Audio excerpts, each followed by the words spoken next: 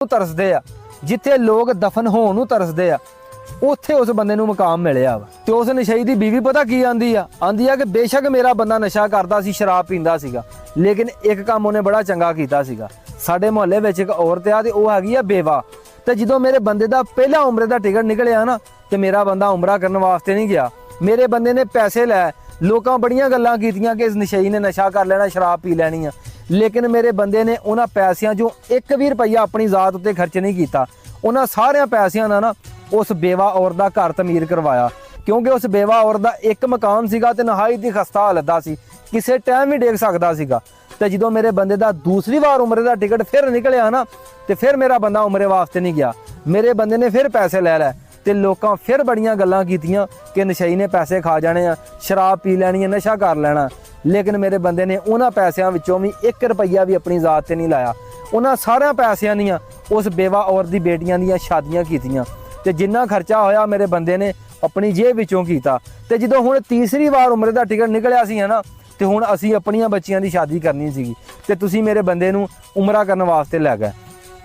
ਤੇ ਜਦੋਂ ਇੰਨੀ ਗੱਲ ਉਹ ਫੈਕਟਰੀ ਦਾ ਮਾਲਕ ਸੁਣਦਾ ਹਨਾ, ਉਹਦੇ ਰੋਂਗਟੇ ਖੜੇ ਹੋ ਜਾਂਦੇ ਆ ਕਿ ਇੱਕ ਨਸ਼ਈ ਸ਼ਰਾਬੀ ਬੰਦਾ ਇੰਨਾ ਚੰਗਾ ਕਿਵੇਂ ਹੋ ਸਕਦਾ ਵਾ ਕਿ ਉਹ ਲੋਕਾਂ ਦਾ ਭਲਾ ਕਰ ਸਕਦਾ, ਲੋਕਾਂ ਉੱਤੇ ਨੇਕੀ ਕਰੇ ਤੇ ਲੋਕਾਂ ਨੂੰ ਨਾ ਦੱਸੇ। ਤੇ ਮੁੜ ਕੇ ਉਹ ਫੈਕਟਰੀ ਦਾ ਮਾਲਕ ਉਸ ਨਸ਼ਈ ਦੀ ਬੀਵੀ ਨੂੰ ਪਤਾ ਕੀ ਆਂਦਾ ਕਿ ਅੱਜ ਤੋਂ ਬਾਅਦ ਤੂੰ ਟੈਨਸ਼ਨ ਨਹੀਂ ਲੈਣੀ, ਤੂੰ ਮੇਰੀ ਭੈਣ ਆ ਤੇ ਤੇਰੇ ਘਰ ਦਾ ਜਿੰਨਾ ਖਰਚਾ ਹੋਏਗਾ ਨਾ ਉਹ ਮੈਂ ਚੁੱਕਾਂਗਾ, ਤੇ ਤੇਰੀਆਂ ਬੇੜੀਆਂ ਦੀ ਸ਼ਾਦੀ ਉੱਤੇ ਜਿੰਨਾ ਖਰਚਾ ਆਏਗਾ ਉਹ ਮੈਂ ਕਰਾਂਗਾ। ਅੱਜ ਤੋਂ ਬਾਅਦ ਮੈਂ ਤੇਰਾ ਭਰਾ ਤੇ ਤੂੰ ਮੇਰੀ ਭੈਣ। ਤੇ ਗੱਲ ਸੁਣਾਉਣ ਦਾ ਮਤਲਬ ਆ ਵੀਰੋ ਕਿ ਨੇਕੀ ਕਿਸੇ ਤੇ ਕਰਨੀ ਹੈ ਨਾ ਤੇ ਇੰਝ ਹੀ ਕਰਨੀ ਚਾਹੀਦੀ ਆ, ਸੱਜੇ ਹੱਥ ਨਾ ਦੋ ਤੇ ਖੱਬੇ ਹੱਥ ਨੂੰ ਪਤਾ ਨਾ ਲੱਗੇ। ਇੱਥੇ ਸਾਡੇ ਮਾਸ਼ਰੇ ਵਿੱਚ ਅੱਜ ਕੱਲ੍ਹ ਲੋਕ ਪਤਾ ਕੀ ਕਰਦੇ ਆ, ਅਗਰ ਕਿਸੇ ਨੂੰ ਰਾਸ਼ਨ ਦੇਣਾ ਹੈ ਨਾ, ਅਗਰ ਕਿਸੇ ਨੂੰ ਪੈਸੇ ਦੇਣੇ ਆ, ਸਭ ਤੋਂ ਪਹਿਲਾਂ ਇੱਕ ਕੈਮਰਾਮੈਨ ਹਾਇਰ ਕਰਦੇ ਆ ਕਿ ਮੈਂ ਉਹਨੂੰ ਆਟਾ ਦੇਣਾ ਆ, ਮੈਂ ਉਹਨੂੰ ਪੈਸੇ ਦੇਣੇ ਆ ਤੇ ਤੂੰ ਮੇਰੀ ਵੀਡੀਓ ਬਣਾਉਣੀ ਆ। ਜਿੰਨੀ ਦੇਰ ਤੱਕ ਕੋਈ 1000-2000 ਬੰਦੇ ਨੂੰ ਪਤਾ ਨਾ ਲੱਗ ਜਾਏ ਕਿ ਫਲਾਣੇ ਬੰਦੇ ਨੇ ਉਸ ਬੰਦੇ ਤੇ ਨੇਕੀ ਕੀਤੀ ਆ, ਉਹ ਬੰਦਾ ਸਮਝਦਾ ਕਿ ਮੇਰੀ ਕੀਤੀ ਹੋਈ ਨੇਕੀ ਜਿਹੜੀ ਹੈ ਨਾ ਉਹ ਕਬੂਲ ਹੀ ਨਹੀਂ ਹੋਈ।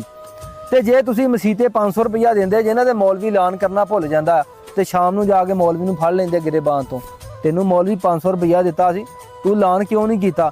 ਵੀ ਦੱਸ, ਐਲਾਨ ਕਰਨ ਦੇ ਨਾਲ ਹੀ ਤੇਰਾ 500 ਰੁਪਈਆ ਅੱਲਾ ਦੀ ਬਾਰਗਾਹ 'ਚ ਕਬੂਲ ਹੋਣਾ ਆ, ਜੇ ਐਲਾਨ ਨਾ ਕਰਾਏਗਾ ਤਾਂ ਕੀ ਗੱਲ ਤੇਰਾ ਪੈਸਾ ਕਬੂਲ ਨਹੀਂ ਹੋਣਾ? ਇੱਥੇ ਤੱਕ ਲੋਕ ਵਿਖਾਵਾ ਕਰਦੇ ਆ।